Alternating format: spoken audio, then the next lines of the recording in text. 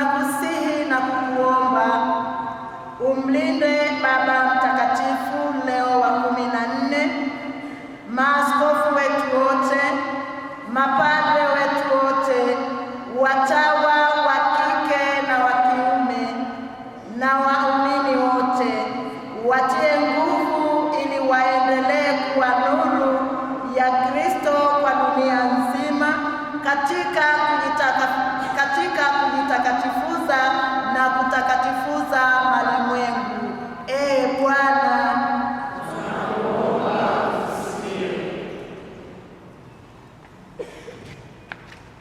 Mungu wa haki na amani, tunaliombea taifa letu la Tanzania. Wabariki viongozi wetu katika nyanja zote, kisiasa, kiuchumi na kijamii. Wajalie hekima, uadilifu na moyo wa kuhudumia watu kwa unyenyekevu, upendo, uadilifu, ukweli na haki. Ee Bwana,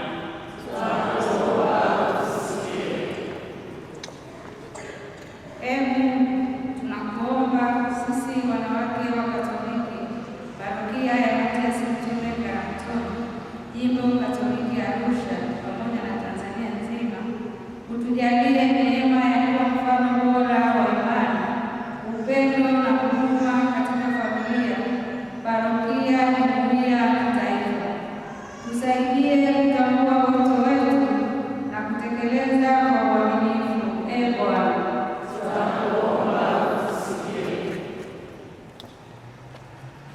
Ee Bwana wa rehema, tunaziombea familia zetu, usijalie umoja, amani na mshikamano. Tulinde dhidi ya migogoro, ghasia na mafarakano. Wasaidie wazazi kuwa walezi bora wa kizazi kipya katika misingi ya Kristo. Ee Bwana,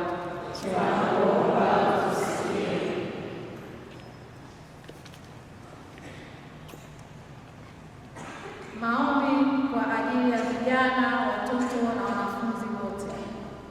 Ee Mungu wa upendo, tunawaombea vijana na watoto wetu, watie moyo katika masomo, kazi na maisha ya kiroho, wakinge na vishawishi vya dunia hii, ushoga na usagaji, madawa ya kulevya na ubakaji na uasherati, ulevi, uvivu, na uwajalie ndoto njema za maisha yao. Ee Bwana,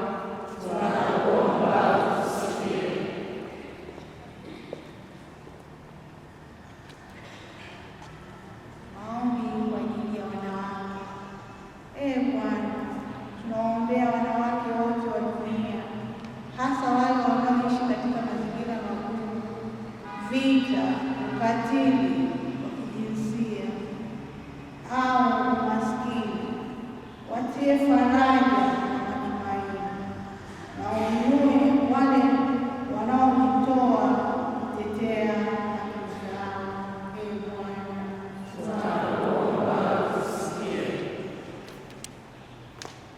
maombi kwa umoja wa WAWATA. Mungu wetu, tunakuomba kwa ajili ya umoja wetu kama WAWATA, utujalie kuwa na pamoja kwa matendo na moyo, tuwe chachu ya maendeleo ya kanisa na jamii, tuwe wainjilishaji hai katika dunia ya leo. Ee Bwana, tunakuomba usikie. maombi kwa marehemu. Bwana wa uzima na tumaini, tunawakumbuka kina mama wa WAWATA na waumini wote waliotangulia mbele zako. Wakumbatie kwa huruma zako kuu na wape pumziko la milele katika ufalme wako wa milele. Ee Bwana,